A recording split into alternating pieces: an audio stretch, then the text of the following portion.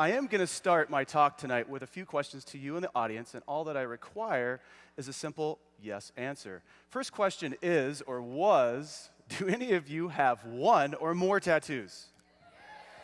All right, great. Do you feel that your tattoos might embody your spiritual values, or perhaps they might mark important milestones in your life? All right, awesome. And last question is, do you feel that your tattoos are part of your identity and that they have important stories to tell about who you are to others? All right, great. You're in very fabulous company. For the nearly 20 years as a tattoo anthropologist, I've been recording similar tattoo meanings amongst the world's indigenous peoples who are ultimately responsible for inventing tattooing in the first place. And this all began on remote St. Lawrence Island in 1997 when I was a graduate student at the University of Alaska Fairbanks, and I journeyed there to St. Lawrence Island and Bering Strait to record the stories and meanings behind the last generation of tattoo bearers, who were 8 women, all in their 80s and 90s. Now, on St. Lawrence Island, tattooing was applied through a very painful technique of needle and thread, or skin stitching, which that's actually my thigh being skin stitched. Now, I have about 7 hours of that. I'm a participant observer. As we learned in anthropology. But ultimately, it's a very slow and tedious technique, and it actually took many sittings with a female tattoo artist, in fact, many years before a woman received a full complement of tattoo designs that were related to her family and clan lineage, like social exploits and accomplishments of family members. There were also tattoos that marked important rite of passage ceremonies. And there were other tattoos that cured infertility problems for women. And there were still more designs that were believed to repel the advances of malevolent spirits that were thought to be the harbingers of disease. Now, these women were extremely proud of their tattooing traditions because there's nothing else like them in the world. And they're also very happy that somebody was recording this knowledge for future generations. But at the same time, they were very saddened because they knew that they were the last generation of tattoo bearers, and this is a practice that spans some 2,500 years of cultural history on St. Lawrence Island. Now, missionaries arrived around 1900, and they began to compel many families to stop these practices of disfigurement. And in 1923, the last group of women were tattooed. Now, in St. Lawrence Island, tattooing was ultimately a visual language of communication that spoke about the different ways that the St. Lawrence Islanders engaged with and understood their social, physical, and spiritual worlds, but also what ultimately made them human. For example, 94-year-old Anna Oktakayak told me that it was only because of her tattoos that she was recognized as a true woman in the eyes of her community, and that after death, it was only because of her tattoos that her ancestors could recognize her. Now, these women made me recognize that there were perhaps many other indigenous cultures around the world whose tattooing traditions were rapidly vanishing. And shortly thereafter, I became obsessed, totally possessed, to learn about the motivations and meanings behind the world's indigenous tattooing cultures. And then I started traveling. I hit the road, and I worked with indigenous tattoo artists like Amon Barita, who is actually a practicing shaman. But his tattoos are believed to keep a person's soul in harmony with the universe. I worked with other tattooed elders like Yang Yum, and she told me that her tattoos were the only possessions that she could take with her into the afterlife. I've also worked with many former warriors, a lot of headhunters, like Lalong, and he told me that basically I was marked because of my achievements in the field of battle and hand-to-hand combat, and he had taken several lives in the past. Now, I've journeyed to many other cultures, and I've learned that among some tribes, like the Kayan, there are certain forms of tattooing that is employed sort of like as a medicinal therapy, something akin to acupuncture-like therapy that are placed on the joints. And then there's still more places I traveled to, and I learned that there were sort of magical forms of tattooed ornament. Now, you might be asking, Lars, what are you talking about? Magical forms of tattooed adornment? Well, I'm going to tell you about right now. Okay. So in 2002, I journeyed to Sarawak, or Malaysian Borneo, to work with the Skrong River Iban tribe. And I met these 2 remarkable men, the late Aki Basai and his adopted son, Dongao. Now, if you look very closely at their faces, they have tattooed eyebrows. No, these are not cosmetic tattoos. They're actually potent love charms, and women would just simply give in to their advances and their desires and fall into their arms. So that's some potent tattooed love magic, right? Okay. Now, I was actually in Borneo as part of the National Geographic documentary called The Vanishing Tattoo, which was actually hosted by two Canadians, writer Vincent Hemmingson and Thomas Lockhart, who's a tattooist, and both of them are based in Vancouver. Now, I was there as a still cameraman, but one of the most important people that we came to interview and meet was the last tattoo artist and designer, Mong. And I was actually traveling with two of his younger relatives, Simon and Eddie David. David's pictured here, and both of them are tattooists in their own right. And as I said, they're distant relatives of Mong. Now, we knew that Mong was dying of cancer. He was very, very elderly. He was 87 years old. And when we entered his room, he was curled up in the fetal position, lying on the floor. He was covered with a simple blanket that smelled of urine. We learned that he was losing his bodily functions. He had refused to eat for several days because he was waiting to journey to the land of the dead, Sebayan, to meet his ancestors. And he was surrounded by a group of female relatives who were sobbing and whispering amongst each other. And one of them bent over to Mong and whispered in his ear that Simon and Eddie and a stranger were here, and they'd come to greet him. And the man, I thought he was already dead. And he slowly rose and came back to life. He sat up and he instantly recognized Simon and Eddie, and a huge grin spread across his face.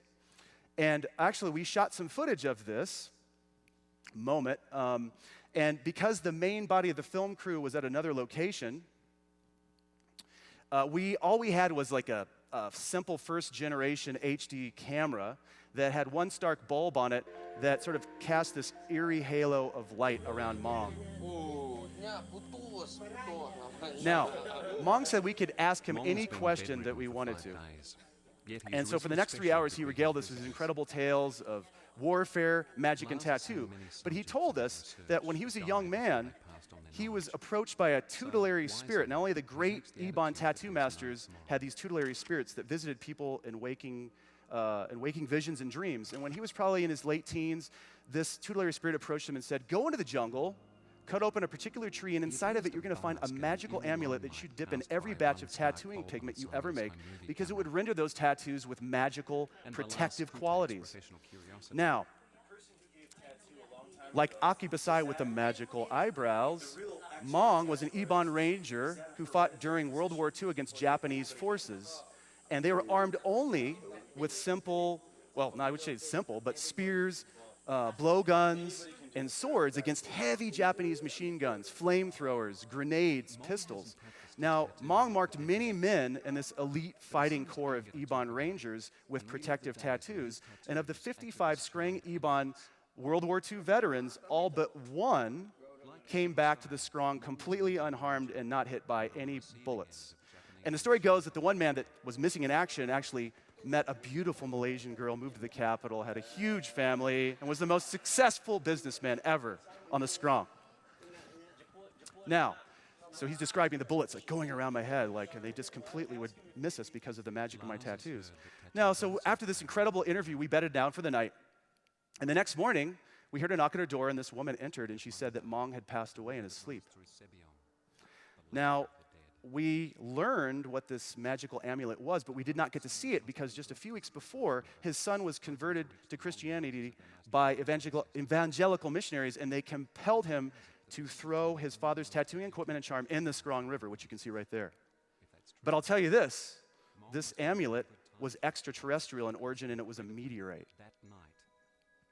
Now, missionization has been at the very heart of the eradication and demise of tattooing cultures worldwide, but so too have epidemic diseases, forced relocation of indigenous tribes to reservations, government suppression of religious practices, and here in Canada and the United States, the residential school system that forcibly removed hundreds of thousands of children to boarding schools where indigenous languages were banned and their indigenous cultural practices and identity were ultimately stripped away from them so that they could be assimilated into Western culture. However, in many of the regions where missionaries arrived 100, even 200 years ago, tattooing continues to persist. And one of these hot spots is actually in the northern Philippines, specifically in Kalinga province, where perhaps the world's oldest active tattoo artist, 96-year-old Wang Od, continues to apply time-worn patterns to all kinds of different clients. Now here in Kalinga, women traditionally receive tattoos to increase their fertility, their beauty, and in the case of Machao, who's pictured here, to receive medicinal tattoos to prevent goiter, which is an iodine deficiency very prevalent in this region. Whereas Kalinga men were tattooed for their exploits in the field of battle. Specifically, a man had to take another man's life, and especially his head. Now today, there are only 20 of these men approximately that are marked, and the last time they were legally able to take human heads was during World War II. So again, these are all World War II veterans we're talking about, and they have remarkable stories to tell. I don't have time, unfortunately, to share those with you tonight, but well, we documented Wang Od's story to the world in the 2009 Discovery Channel series Tattoo Hunter, which I actually hosted. And since that time, she's become sort of a legendary rock star in the international tattooing community, and especially in the Philippines. And now up to 20 visitors from the Philippines typically journey to her very remote village of Buscalan because they want a tattoo to reassert their Filipino roots. Whereas other Kalinga people from distant and neighboring villages want to get a tattoo to reassert their indigenous Kalinga identity. But now there are international tattoo travelers who come to her village because they want to get a tattoo since her tattoos are believed to embody great spirituality, but also they just want a remarkable souvenir to remind them of their incredible times with Wang Od and the Kalinga. Now, she continues to apply tattoos in the traditional Kalinga technique of hand tapping, which is very painful. It's also fairly slow. But because she is the last Kalinga tattoo master, she is very worried about what will happen after she passes away. So for this reason, for the last 10 or so years, she's been apprenticing her great-niece Grace and another relative to take over after she's gone. And she says of Kalinga tattooing, if it will stop, we will lose an important part of our culture and tradition that has been handed down from generation to generation. It's our ancestors' legacy to us, and it defines who we are as a people. So I believe that Kalinga tattooing must forever live among us because without it, we will lose our identity. Now, in the Kalinga lexicon of tattooing designs, we know that there are approximately 50 named patterns and dozens of mythological traditions and epic poems called ulalam that are tied to particular designs. However, there are many other designs that probably have not been recorded or others that have simply been lost to time. And this is sort of the story of the world's indigenous tattooing cultures. Today, there are perhaps tens of thousands of named tattoo designs, thousands of mythological traditions and related stories that are simply not being recorded, and they're vanishing very, very rapidly. And really, nobody's doing much about it. You know, linguists the world over talk about how one indigenous language goes extinct every 14 days. And that by the end of the century, roughly half of the world's 6,000 languages will disappear forever. But what about the vanishing visual language of indigenous tattooing? Well, we have no statistics. We really don't know what's being lost and what rate, and it makes me very, very worried because international organizations like UNESCO, national science foundations, and other research institutes are doing virtually nothing to record this incredible cultural heritage. And perhaps by the time I finish my talk tonight, dozens of indigenous elders around the world who are the last gatekeepers of tattooing knowledge will die without having their knowledge adequately recorded. So, you can probably understand why I'm so passionate and dedicated to this research, because I want to promote awareness of what is being lost, but also what can be regained if tattooing knowledge is documented and preserved for future generations, especially by those who want to reclaim it in order that they can revive these traditional practices. Like Tla'aqueña tattoo artist Dion Casas of Salmon Arm, British Columbia, who is on a mission to bring back the once extinct tattooing traditions of his people. He says, "For me, the magic of the Tla'aqueña tattoo revival is empowering indigenous peoples to embody their identity and indigeneity and to take ownership of their tattooing cultures once again." Tla'aqueña tattoo artist Nahan, who works across Southeast Alaska, says of the family and clan crest designs that he creates, Tla'aqueña tattooing is a sign of genealogy, roots, ancestry, talents, and history. My goal is to instill pride in our ancestral ways of life through tattooing, especially because it is a visual record of our historical lineages and our life achievements. It has been a part of who we have been since time began. Nunavut-based filmmaker Alethea Arnakuk-Baril has described her journey to reclaim the once extinct Inuit tattoo in her 2010 groundbreaking documentary, Tunit. She says of her journey, "It has marked my body and soul, but I love it that my children will grow up thinking my tattoos are natural and that they're just part of my face." So this is my call to action tonight. We as a society need to do more to document and preserve this endangered body of incredible artistic, cultural, and religious heritage before it disappears forever. Because the study of ancient tattooing practices has an important role to play in connecting us all to a deeper understanding of our own cultural history and especially our humanity. Thank you.